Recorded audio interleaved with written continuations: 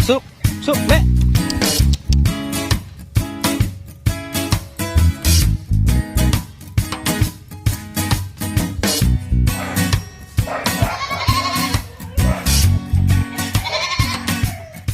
Hello guys, good morning and welcome back to Entong's World Channel. So this day, magtuturok po tayo ng B-complex para lumakas yung immune system ng ating mga bisiro. So nung last day, nakapagbigay tayo ng vitamins dun sa ibang mga kambing natin na nandito sa area. So for today, yung bibigyan natin ng mga vitamins tulad ito, B-complex. Ayan. So B-complex bibigay natin kasi nga rainy season, kailangan malakas yung immune system nila. So umpisa na nating turukan. Sa mga bisiro nga pala, magbibigay tayo ng mga at least 1 ml lang muna kasi medyo maliliit pa sila. And then the rest yung medyo malalaki, bibigay tayo ng 2 ml. So mga around 20 kilograms siguro yung mga iba rito. Tapos yung ibang malalaki, mga 3 ml ganyan. So 1 ml, 2 ml and 3 ml. So ang gamit natin is itong disposable needle, tapos may extra pa tayong isang needle para nakasalpak lang dito sa ating gamot. So ayan, B-complex. So let's go.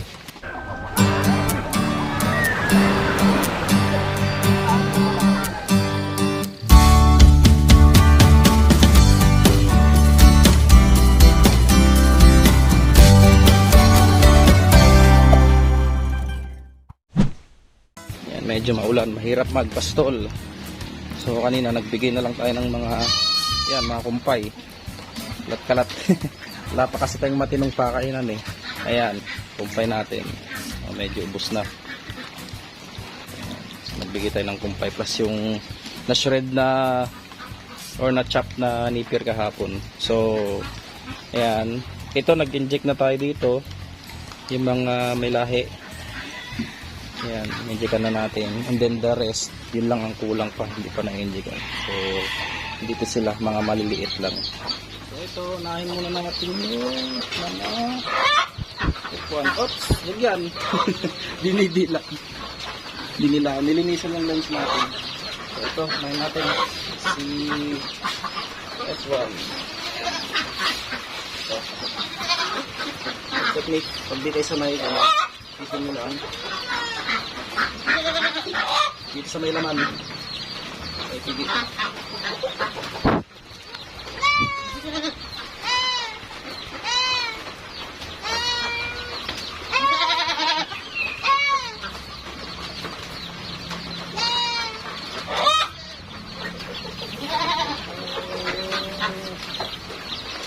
Okay. Done, and then yung next, yung isa. Mamasage yun na pagkatapos. Okay.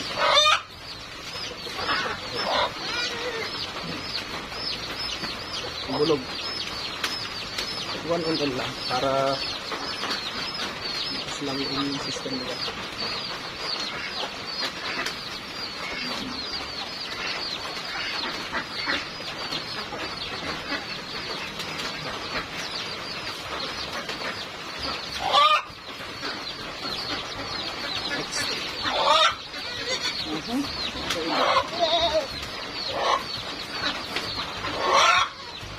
Ito mga buntis, mga around 3 ml lang ibibigay natin dito.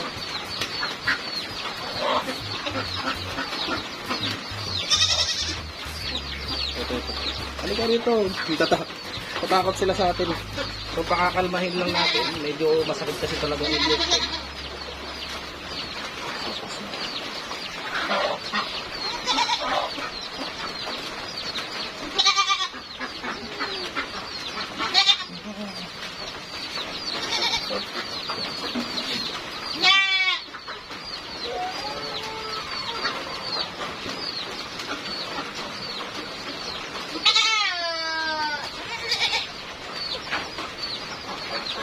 Okay, next. Next, ibigin tip. Inar natin.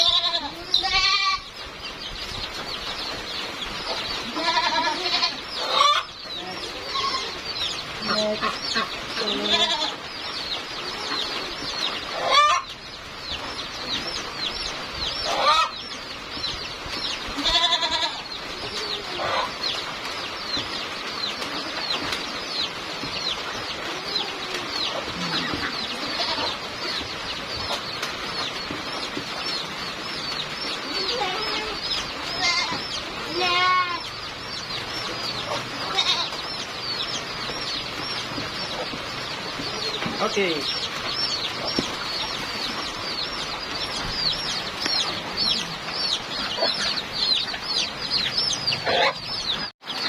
So, natapos natin silang injectan. The rest, wala dito. Tumambay dun sa likod. So, hanapin natin mamaya and later na lang natin i-injectan ng B-complex. So, ito, buntis, plus yung mga B0 na injectan na rin natin. So, ito mga buntis, nagbigay tayo ng 2.5 ml. And ayan disclaimer lang, hindi po tayo veterinarian o expert sa larangan ng pag-i-inject o pagbibigay ng mga gamot. So, based on experience lang po ating ginagawa. Pero, wala naman pong masamang nangyayari sa ating mga kambing. Ang kagandahan po kasi ng ganito, pinapractice natin yung pag-i-inject just in case man na kailanganin ng ating mga alaga ng additional na supplement o gamot para maging malakas yung kanilang resistensya. Nandito tayo at ready na makakapag-inject. So yan, pinapractice lang natin before. Ngayon medyo gamay na natin. So ayan, meron namang mga description sa likod kung paano mag-i-inject ng mga kambing. So ayan, depende po sa body weight nila. Kung 20 kilograms, 2 ml. Kung 25, 2.5. Kung 30 kilograms, nasa 3 ml. So ito, mga kambing natin. Pinakawalan muna natin dun sa kulungan kasi nga nagpakain tayo kanina ng mulberry leaves. So, shoutout sa ating mga masugid na subscribers dito sa ating YouTube channel, and shoutout din sa ating mga kapwa backyard farmers. Yung mga bantam naman natin, no? So yung mga bantam natin medyo hindi sila ganun kaliitan. Ayan, mga medium legs lang, pero at least maliliit. Hindi pa natin nalilinisan yung mga luman nila. So ayan, yung produce natin dito sa bantam is ayan, mga medium legs. So tingin ko may mga lalaki dito. Ito lalaki siguro. Ayan. Medium legs kasi yung unahin eh. Yung mga short legs natin before namatay, so sayang naman. Siguro soon magpapagawa tayo ng ating kulungan na hanggang ground yung kanyang screen. So yung yung pinagawa natin before na brooding area is medyo hassle. Ba't ko nasabing hassle? Kasi ang hirap linisan.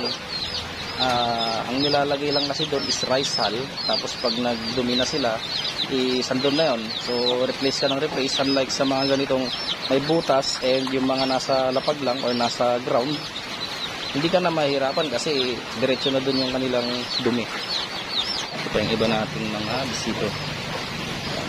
So pinapakain natin sila ng mulberry leaves. Hello. Naghahanap na naman sila ng dede. Itong mga to, binibigyan din natin ng milk replacer para just in case man na kulang talaga yung gatas ng inahin, at least prepared sila. Itong ating F1, ganda, anak ni Tenga. So inborn, walang sungay. Ayan ang ganda, hindi na natin na-dehorn yan kasi walang i-dehorn. F1 pa lang yan, pero tingnan niyo yung quality niya. Mahabang tenga, tapos yung ilong niya medyo curved na rin, parang nagro-Roman nose na rin siya.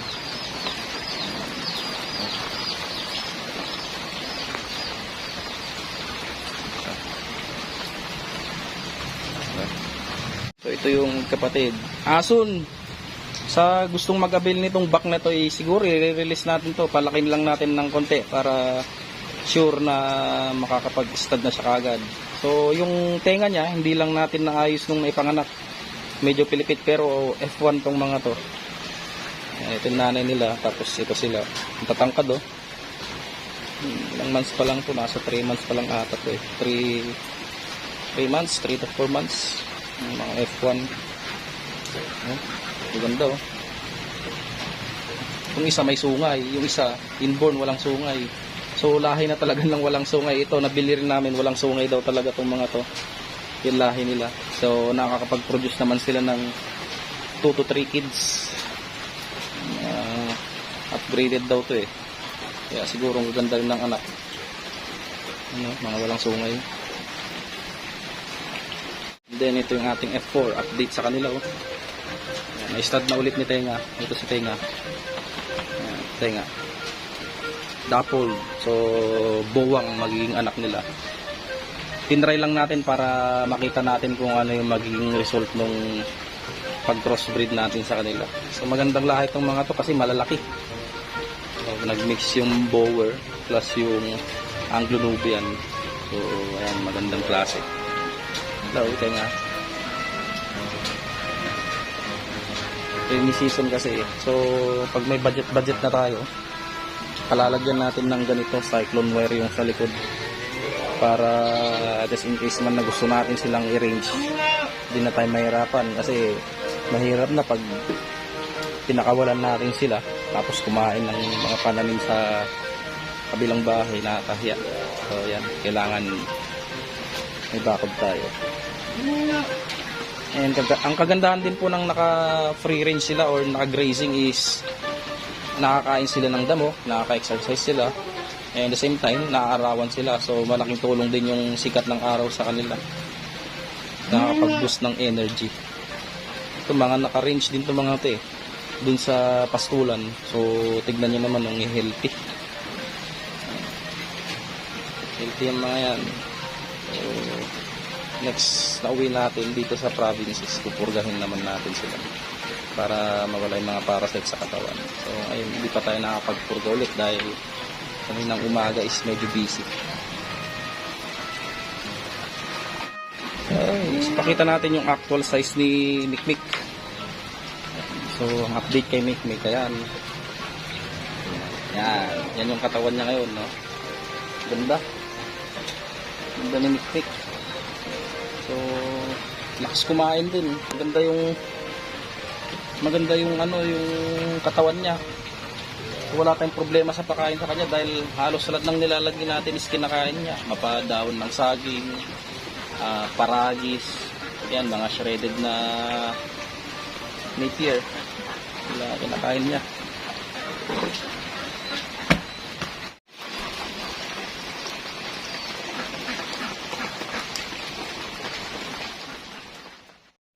Na kambing dito. So tumigil ng konti, nang bahagya yung ulan.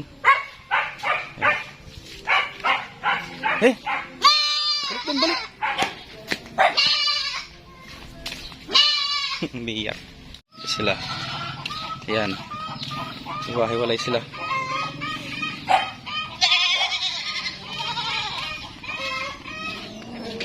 So, papastuhin natin sila sa kabila. Hali! Ayan, para hindi sila magutom. Hey! Doon!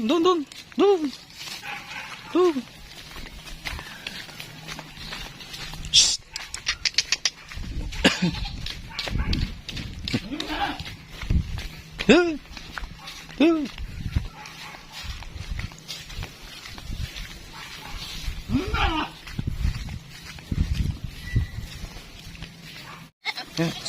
Suk, me! For the meantime, dito muna sila sa loob ng manukan habang walang ulan para makakain sila ng damo.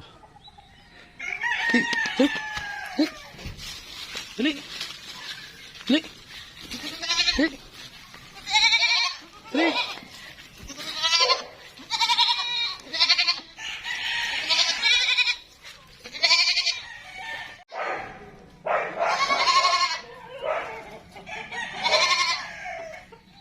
So, naipasto na natin sa kabila.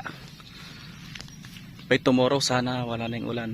And ito, dito tayo sa ating mga napier grass. Chine-check natin kung nasa ilan ba yung ma-harvest natin dito.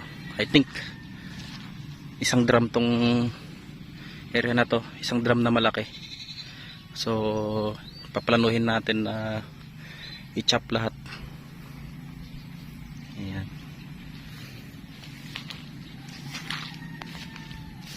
Nahanap natin yung dalawang kambing, hindi natin makita yung bisiro. So kanina kasi nakawala sila.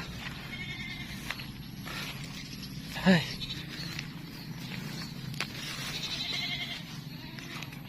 Ini kambingan ni Kuya Balds.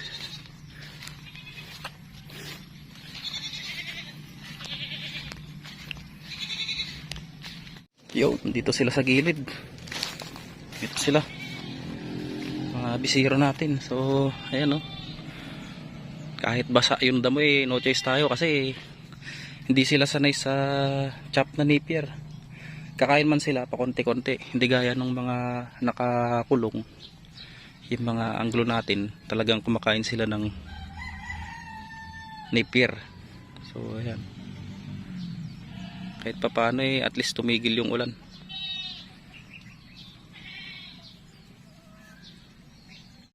Yung kulungan ni Kuya Balds, kagagawa lang din yung kulungan niya. Tapos may range area sa likod. So maganda yung setup nung kulungan ng kambing niya. Ayan. So tayo dito wala pang bakod kaya hindi natin pwedeng pakawalan tong mga kambing. Tulad nito, buti dito lang sila pumunta. Kasi doon sa bandaron, doon may mga tanim doon. So para iwas na rin sa pagkain nila ng mga pananim.